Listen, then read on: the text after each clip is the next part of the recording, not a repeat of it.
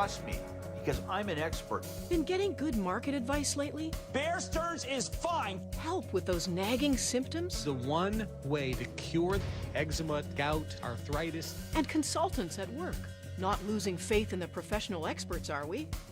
Take heart. Qualified help is coming right up. I'm not going to be bullied by your ranting. Only the experts who are guaranteed to be wrong get on television. I'm Anne-Marie McDonald, and this is The Trouble with Experts.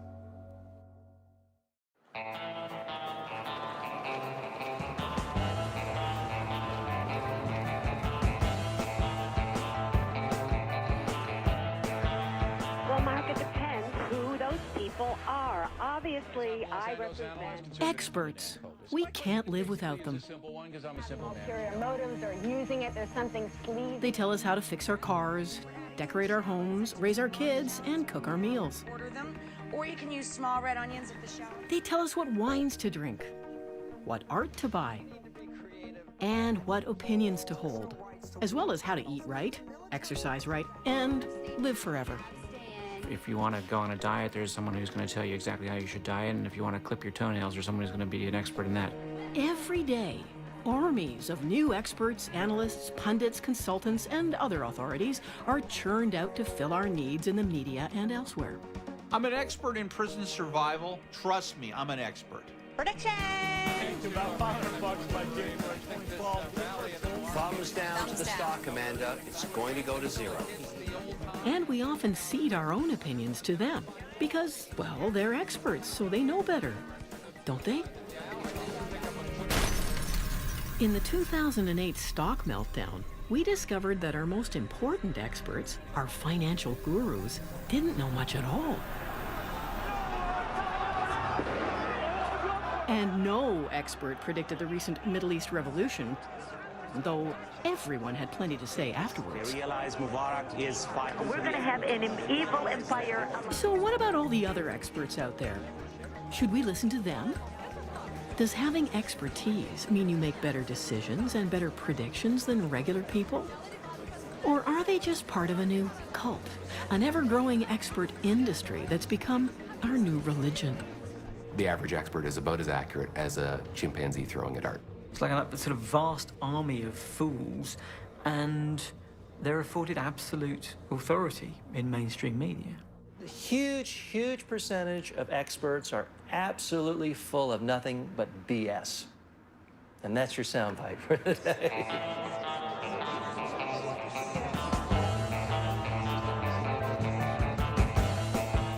It's time to examine the experts and see how reliable they are. And we'll start with the experts who intimidate almost everyone. Wine experts, whose godlike ratings tell us mere mortals what we're supposed to drink to join the fine wine crowd. These experts are among the snootiest of authorities who take one sip of wine and pronounce it to be pecan-flavored with a hint of melted licorice and stone dust. But do wine experts really know what they're talking about? A good place to find out is here in France's Loire Valley.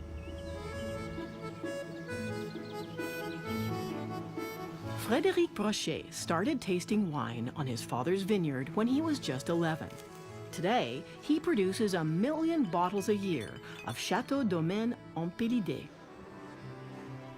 But Brochet is also a professor of oenology, the science of wine, at Bordeaux University. He says most wine experts can't tell a great wine from an ordinary one, and he's proved it in many experiments. In one study, Brochet asked a group of wine experts to taste 2 bottles of Bordeaux, one labeled as a fancy Grand Cru, the other as ordinary table wine. In fact, the same wine was in both bottles, but 54 of the 56 experts preferred the wine in the better bottle, fooled by what they expected to taste. Lorsque les experts attendent un vin de qualité, alors ils recherchent les qualités. Dans le cas où les sujets attendent un vin de mauvaise qualité, alors ils recherchent les défauts. In his spare time, Brochet is also an expert who consults for Fauchon, Paris's most prestigious wine store. He holds informal blind tastings here too, for passing shoppers and some professionals. And he's been known to switch a bottle or two. Brochet is swapping this $30 Chateau Chamiret for this $500 Nuit Saint-Georges, and vice versa. Will anyone know the difference? Unlike his real experiments, people here can discuss the wines and help each other in their detective work. But even so, most are fooled. This wine consultant rated the $30 wine higher than the $500 one. Personnellement, moi, je préfère le Château Chamiret. This non-expert chooses the better wine in the cheaper bottle. But the store's young wine consultant corrects her. Only he's been fooled. Est-ce que c'est le meilleur vin pour moi? Ah non. Le Nuit Saint-Georges est un vin un peu plus complexe qui va être apprécié par des professionnels, voire des amateurs avertis. In one famous study, Brochet found that experts can't even tell white wine from red wine. He served 54 other wine experts a red and white wine to compare. In fact, they were both secretly the same wine. Only one was dyed red with a drop of food coloring. Not a single expert spotted the trick. Brochet says it's all about grape expectations. Les seules fois où les sujets perçoivent que c'est le même vin, ils sont complètement naïfs. Parce que justement, s'ils sont naïfs, ils ont moins d'attente des odeurs du vin rouge. C'est des gens qui n'ont jamais bu de vin, en fait. Brochet says no wine costs more than $20 a bottle to produce. And the price of very great wine is largely driven by mythology and marketing. Ce sont les dégustateurs qui, eux-mêmes, créent les différences entre les vins. Donc, nous devons faire confiance à nous-mêmes, c'est-à-dire à notre langue. But wine tasters aren't the only ones dictating our tastes. And in some fields, the stakes are breathtaking. In the multi-million-dollar world of art, it's hard to know which paintings have great value and are worth buying, and which are just imitations. But a good art expert can help you decide, or so you'd think. Only here, too, top experts can be fooled by what they expect to see. This exhibit at London's National Gallery is embarrassing. So disgraceful, these paintings are usually hidden away in the basement. But now they're out for all to see. It's a collection of fakes and forgeries that fooled the museum's experts and curators for decades. The museum is bravely displaying its mistakes for all to see. But it's just a small part of the picture when it comes to art experts being fooled by forgers all over the world. How does it happen? Meet British artist John Myatt, who forged more than 200 works by the great masters, from Monet to Matisse, then passed them off as originals with the help of a con-man partner. Nicholas de Stael, if anybody's heard of him. For almost a decade, Myatt fooled England's top art critics, galleries, museums, and auction houses in what Scotland Yard called the biggest art fraud of the 20th century. Myatt started forging in the late 1980s by visiting museums to study the style of well-known British painter Ben Nicholson. And I looked at the painting, stood there for about an hour or so until I'd sort of more or less knew it backwards, went home and painted something along the same lines, and it seemed to work quite nicely. Myatt says his paintings were amateurish at first, yet he and his partner, John Drew, took two fake paintings by well-known French artist Roger Bissière to the world-famous Tate Gallery. They pretended to be art historians and fooled the museum's experts into thinking the paintings were genuine. And then two people in white coats bring the paintings up. So we're all looking down the table, looking at the paintings, and they're saying, oh, they're just so lovely. Oh, you know, and they were painted in just ordinary house paint on modern canvases. Their expert looked at it and he said, yeah, looks good to me. I thought it was unbelievable. I just thought it was just too stupid to be true. By the mid-90s, Maillet had painted almost 200 fake Chagalls, Picassos, Mirots, and Giacomettis, and seen them sell at Europe's top auction houses. Gradually, his forgeries got better, but he still can't believe that so many experts were fooled. They've been told what they're going to see, and so when they see it, they see it. I feel very sorry for experts, frankly. Even the very best expert is fallible. They will make mistakes. The best fakers have never been caught. The very best fakes are the ones that you think are genuine right now in the art galleries through the world. So you don't know whether they're fakes or not. Over at the National Gallery, curator Marjorie Wieseman says even top experts make mistakes because, like wine tasters, part of them wants and expects to believe they've found something special. All art historians, all curators are looking for the next great discovery, so that they want to find an important lost masterpiece. And sometimes they lose sight of doing the right homework. I think what gets in the way most often is greed, and not just financial greed, but also scholarly greed. You want to be credited with a great discovery. In 2009, a major Hamburg museum opened an exhibition of Chinese terracotta warriors, only to have them exposed as worthless fakes.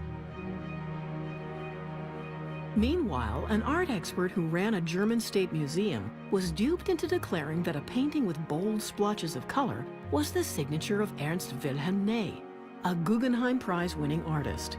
In fact, the artist was a chimpanzee. I think it's museums, auctioneers, private collectors, art historians, scholars. I think everyone is vulnerable to that.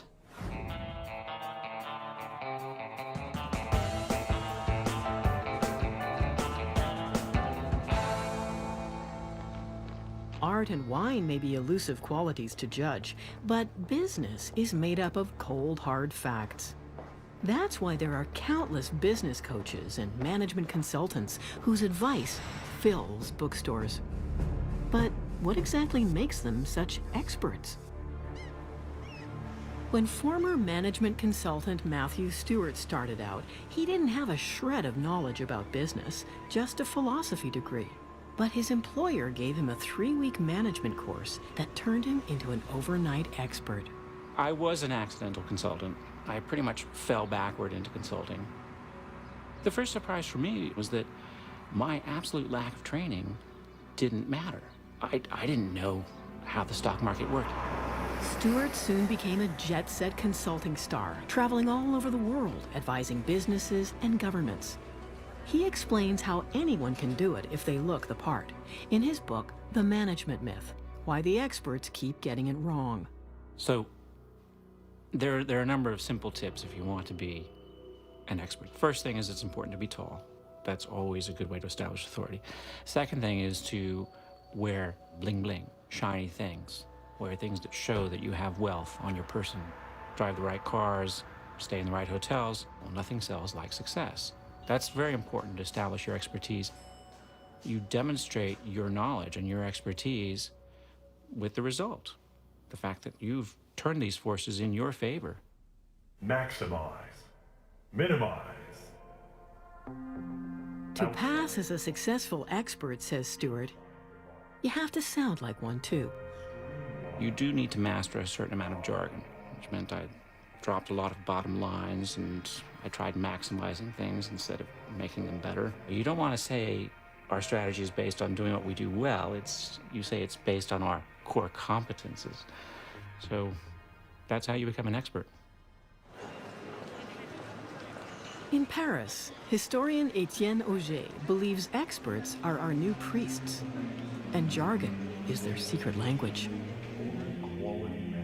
So jargon is going to be the magical terms, like in most religions. Latin, for instance, for the Catholic Church can be like jargon in the sense if you don't understand it, but the priest does. It means that he's closer to certain powers that you don't deserve to be close to. Matthew Stewart feels that management gurus are an illusion. that the whole field is a dressed-up facade that pretends business is a science run on formulas. There's a notion out there very important for our economy that there are these people who have special access to a kind of expertise. It's an expertise in how to organize businesses, how to run the world. And then that creates this opening for people to step forward and say, I am the expert. I know how to run human organizations in the same way that you, sir, know how to build a cell phone or design a building. And yet it's unfounded. But Stewart says if he was a management expert fraud, so are all the rest. You're in a field where the truth is, there are no genuine experts. The field is cracked. The basic idea that there is a kind of science, a technology that you can apply in this field, that's just false. Yet corporations and governments love to hire experts anyway, to cover their assets. Basically, it's a cover your butt kind of deal. If things later on go down the tubes, you want to be able to say you listen to some pretty smart, respectable people, and they were wrong too. If it goes right, of course, then you're a genius, and you don't really actually have to mention all those experts who steered you in the right direction. There's another area where almost everyone is hungry for expert advice. Vitamin D, it is the miracle drug. Pomegranate juice, a new study says coffee is good for your heart. In our health-obsessed society, we look for wonder foods to help us live forever. From miracle omega-3 eggs and salmon to life-saving cereals, packaged more like medicine than food. Pineapple contains a protein-digesting enzyme called... We seek our magic answers from an army of new nutrition experts, diet specialists, and others who give us precise advice on what foods to eat and avoid to stay well or ward off cancer. Leafy green vegetables, all good stuff for the sex life. Dr. Ben Goldacre is a well-known British science critic. He says many nutrition experts have even less training and qualifications than management gurus. They've called themselves nutritionists. What's interesting is there's this group of academics who work on researching the relationship between food and health, who also used to call themselves nutritionists, who are now starting to realize they're going to have to change the name for what they do because it's been so devalued and caricatured by the arrival of this new, bizarre profession. Goldacre says professional associations often have such informal standards that anyone can get some kind of official-looking certificate. In fact, he mailed away for one from this nutrition association for his deceased cat, Henrietta, and got it. Which shows you don't have to be a nutritionist, but you also don't have to be a human being, nor do you even have to be alive to be a member of the American Association of Nutritional Consultants. Ready? 3, 2, 1. What do you know? Instead of an explosion, we have a lamp. Dr. Joe Schwartz is McGill University's official science watchdog.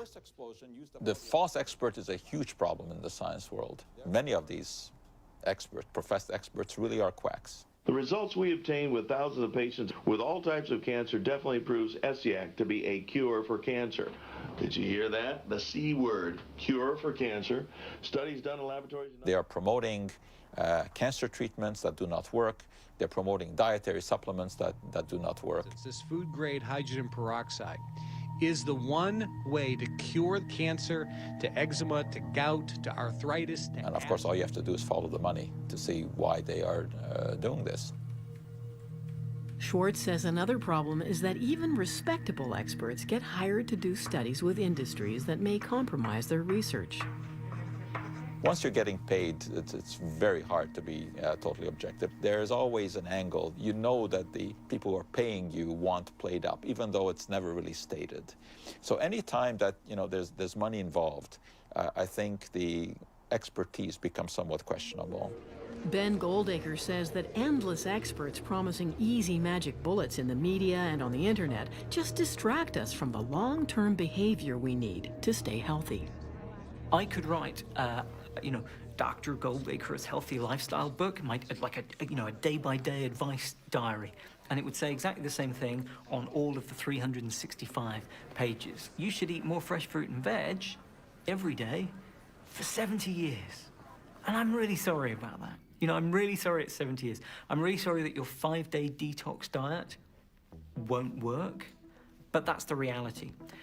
And I think if you tell people that their 5-day detox diet will work, they think, well, I can have some chips and sit around watching telly all evening instead of going to the gym. Coming up, yes, there are even experts on experts. When it comes to expert predictions, you don't lose guru status simply because your forecast flops.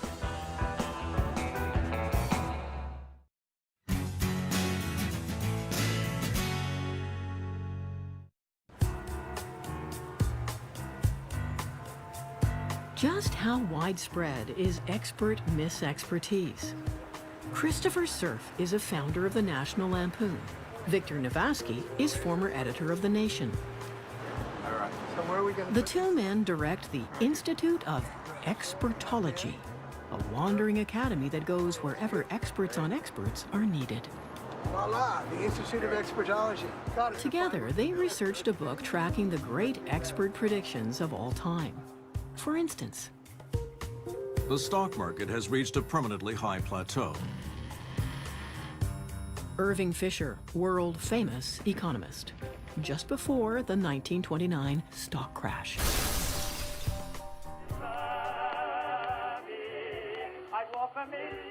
Who the hell wants to hear actors talk? Warner Brothers, 1927. In 1962, a Decca recording executive turned down a music group and said, "We don't like their sound. Groups with guitars are on their way out."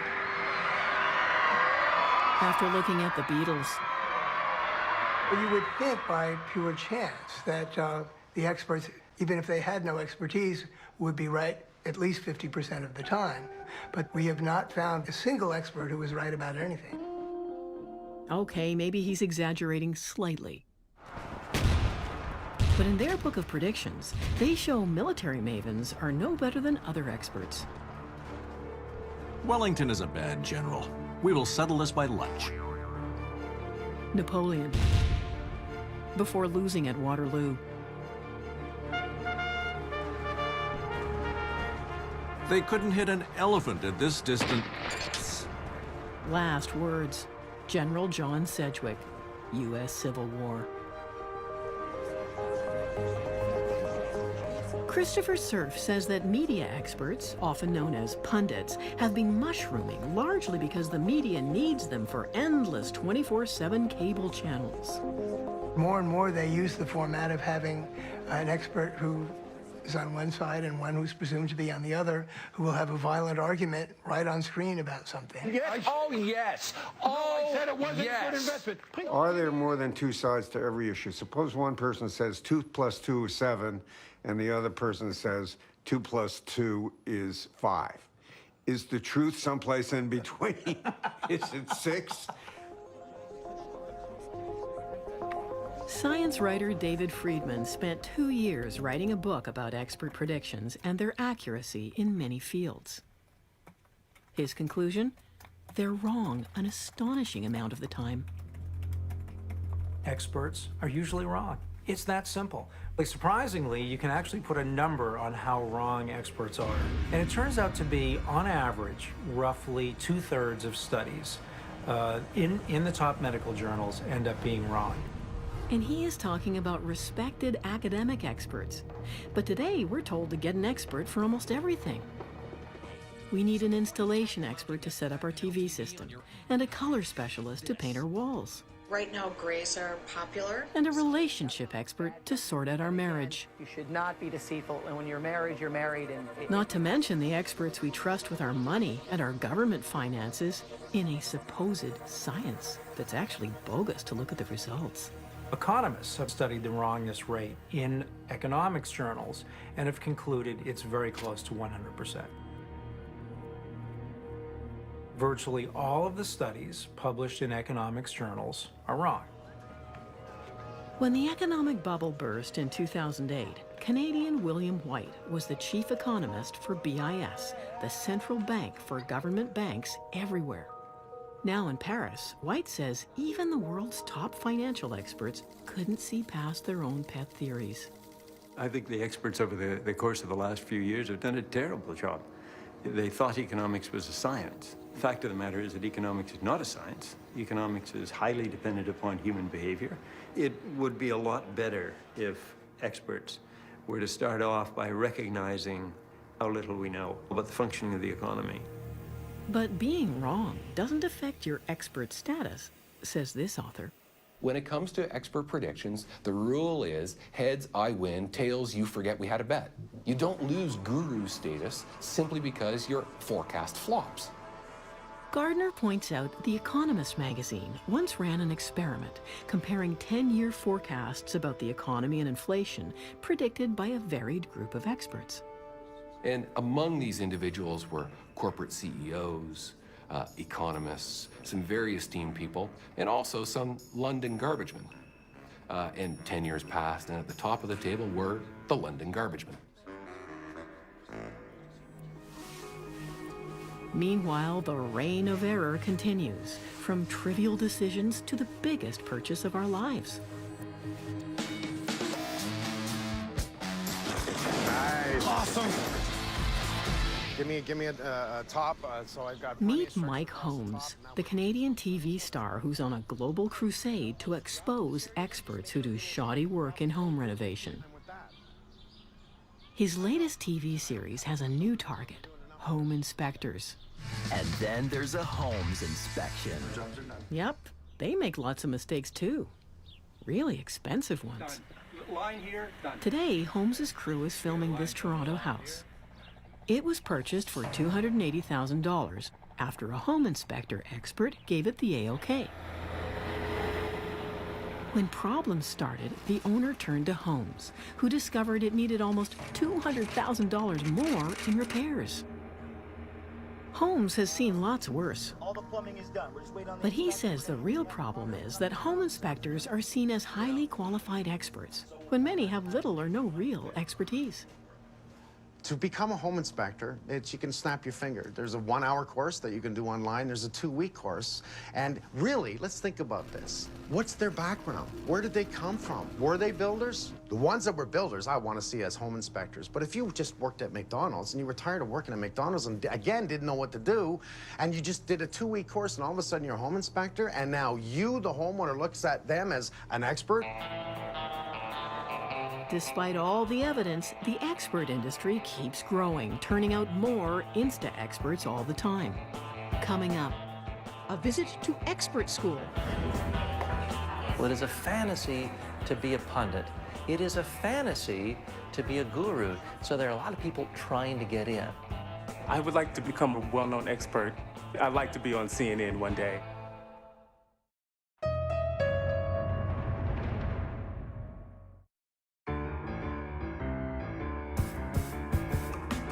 The expert industry keeps growing, partly because manufacturing experts has become a whole new business.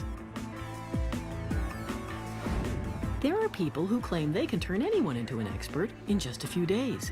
Yes, even you. Welcome to Expert School. Best. When that light went on and the camera went on. TJ Walker teaches people to look and sound like a TV expert in days. Because imagine if I came out here today, I'm going to really coach you how to be great on your image and really impress people that you're the world's greatest expert. What are you noticing? Well, at least it's not your fly. When it comes to being an expert in the media, if there's one thing that's off, that's the only thing anyone will remember. Personally, like to take out of this class? You know, it's been around for about 25 years, but... His students pay anywhere from $2,000 to $7,000. Enjoyed the aroma. They range from successful doctors and business people to PR reps who want to become known in their fields as TV pundits. Like Sarah Harding, a former Miss Fitness trying to get known as a TV exercise expert. Absolutely, I would love to be an expert. I want people to see me as an expert in my field of specialty. I would like to definitely become more of a well-known expert in the short sales arena. I'd like to be on CNN one day. I'd like to become a sports psychology expert that goes on to news shows and sports shows to discuss sports psychology and how it impacts athletes. TJ says there's an enormous hunger for experts because of the massive growth of cable TV. There's a huge need for pundits these days for one reason. It's cheap. The cheapest thing to do is to have an opinionated host and bring in a couple of opinionated people, one on one side of a debate, one on another, and it's virtually free. And it is a fantasy to be a pundit. It is a fantasy to be a guru to many people. It's a very attractive career option. It can be intoxicating. So there are a lot of people trying to get in. We are looking at TJ says you can become an expert by writing a book or having a degree in something. But the easiest way is just to get some media training and then some exposure. Because once you're on TV once, you're seen as an expert, and print and radio will want you too. All right, what's the easiest way to get quoted? I guarantee you'll get quoted this way. The easiest way to ever get quoted is this. That's right. Attack. World, blame everybody else in the world, and then call me boring. I'm not going to be bullied by your ranting. TJ's golden rule is never sound uncertain. The more absolutely sure of yourself you sound, the more likely you are to make a career as a TV expert. So always say always, and always say never, but never say maybe. Anytime you can state something with finality, absolutely, always, must, he has to do this. Anytime you can do that, they're going to quote you again and again and again.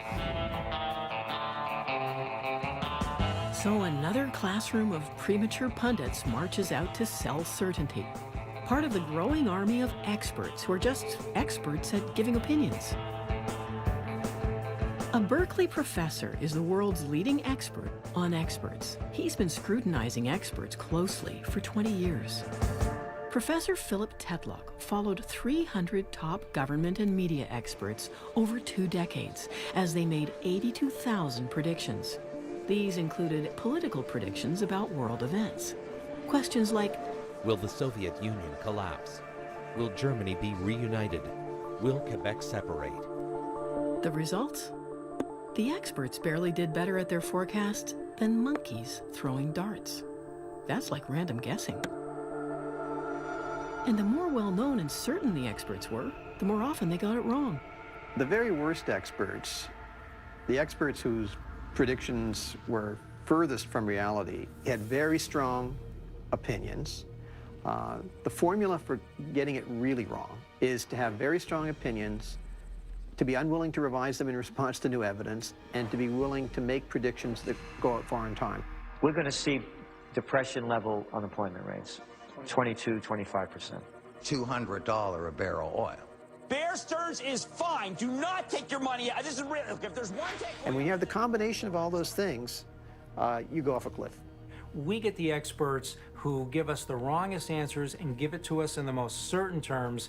They're the ones who get quoted in the mass media. We hear the most from them. They're the wrongest.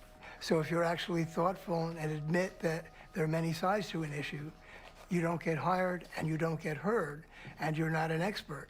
So more and more, because of that process over many years, only the experts who are guaranteed to be wrong get on television. If we were a lot smarter about it, if we wanted better answers, we'd look for the very unconfident expert, the expert who is stammering and wondering and constantly contradicting him or herself. I think boring experts probably, as a rule, are more right. In almost every field we examined, we heard similar praise for the unsung, uncertain expert.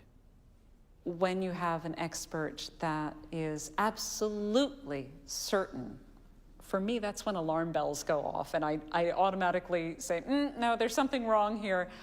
I want to find out more. I think real experts should appear more uncertain, particularly in the area of economics. Of course, it's hard to work your way up the career ladder like that. But Matthew Stewart says certainty is exactly what business consultants are selling. Maybe that's why I don't particularly like the expert business. I mean, I'm always questioning myself and I'm riven with self-doubt. The laws of physics are predictable, but human behavior is too complex for anyone to accurately predict. Yet in uncertain times, we crave certainty in our lives. Is there any area where you can be a successful expert and admit to being uncertain? We searched the skies for it. For the greater metropolitan area, today's forecast, 30% chance of showers with a 50% chance of thunderstorms. Here at Environment Canada, weather forecasts are always given with percentage probabilities behind every prediction. In fact, for longer-term forecasts, there's a warning on their site that says their predictions are no better than chance. Senior climatologist David Phillips. I mean, it's like saying flip a coin, throw a dart, turn the roulette wheel. We have to say something. We can't just sort of put a blank map and say the weather this month has been canceled. So the best way we can communicate is to give them something, but then to also suggest, hey, user beware, don't trust it. Almost anything is possible. So why don't all our experts give us similar percentages for their predictions? And why do the most confident and cocky experts usually get heard most? When we return, the secret behind the expert industry's success. A relationship that doesn't have a divorce in it. And you'll be more happy than what you are right at the present time.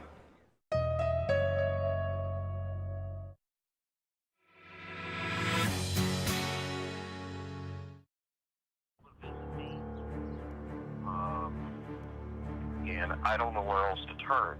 I'm in my mid-50s. I'm white, relatively well-to-do. I mean, I don't know who the hell I'm going to get stuck in prison with. You know, I mean, are these people rapists? Are they murderers? The effect on my family has just been horrible. Well, you know what? I'm an expert at this. You've been to my website. You know that I did 10 years. I did all the custody levels. I'm going to be blunt with you, Mark. You're screwed, but we're going to do some damage control. Meet Larry Levine, the latest addition to the expert industry. Larry is an ex-convict, but now he advises terrified white-collar criminals about what to expect in jail. He's a prison expert who gives a crash course called Fed Time 101. Don't go to the showers in the middle of the night, as an example. Don't go places alone. Not necessarily the other inmates you have to worry about. You got to worry about the staff.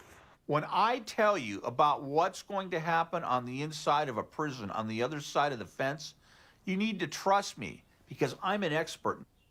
Who can say whether Larry's assured expertise really works?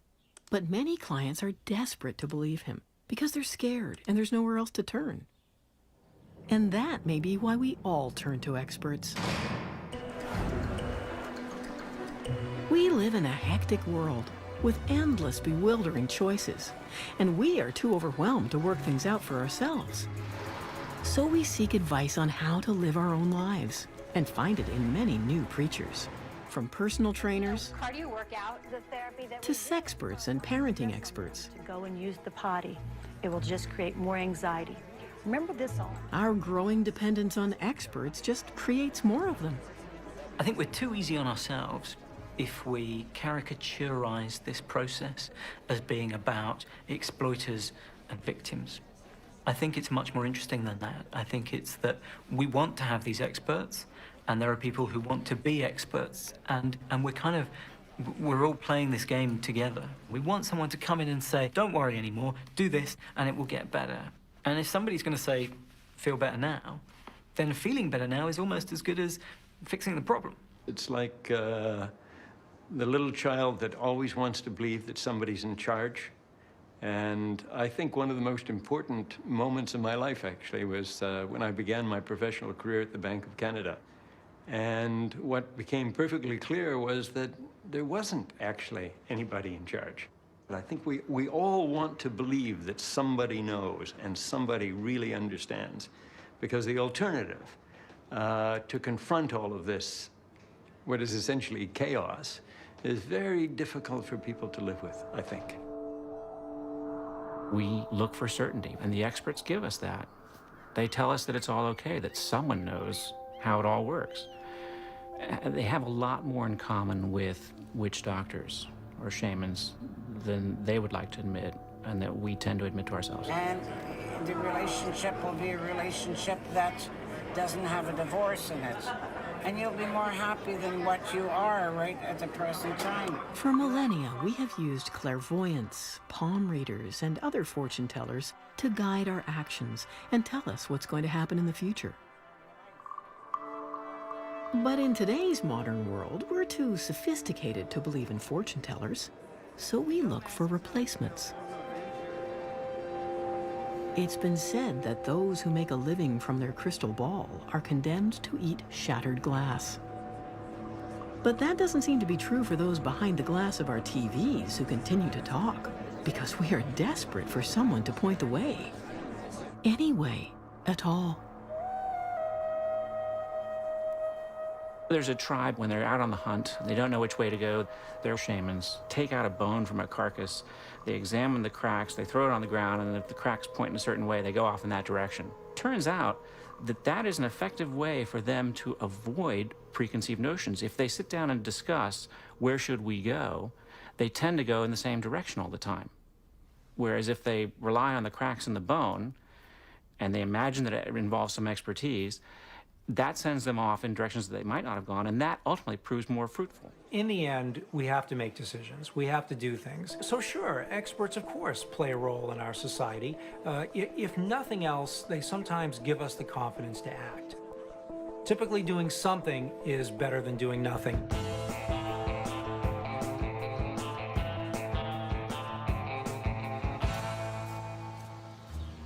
Back in England, forger John Myatt was finally caught by police and sentenced to a year in jail. But when he got out, a surprise was waiting. The Scotland Yard police inspector who'd arrested Myatt hired him to do a family portrait.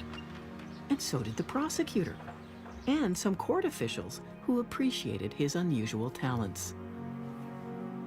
Today, Myatt makes a good living, selling his forgeries honestly for Legitimate Fakes Limited.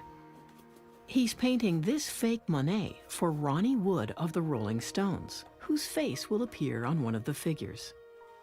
But Myatt is still fooling the experts.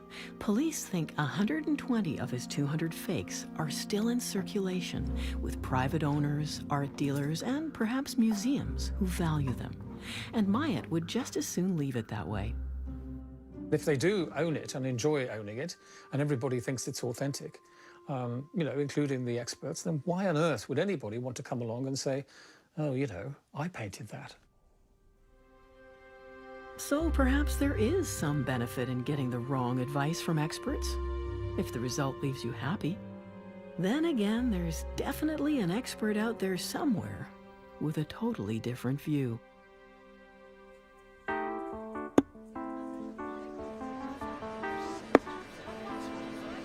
As Yogi Berra once said, it's very hard to make predictions, especially about the future. Experts, and the rest of us, can catch up on our entire season at cbc.ca/DocZone. I'm Anne-Marie McDonald. Thanks for watching.